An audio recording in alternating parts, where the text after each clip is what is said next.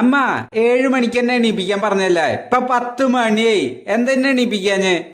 മോൻ ജോലി എടുത്ത് ക്ഷീണിച്ച് വന്ന് കിടന്ന് ഉറങ്ങല്ലാർന്നേ, അതുകൊണ്ട് അമ്മയ്ക്ക് എണീപ്പിക്കാൻ തോന്നിയില്ല.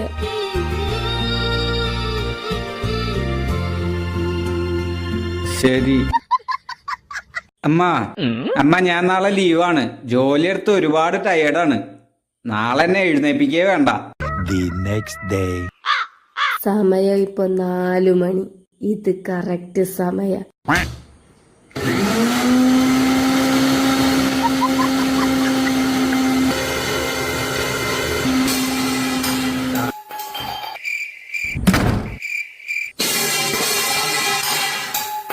അമ്മ സൗണ്ട് ഉണ്ടാക്കല്ല അമ്മ.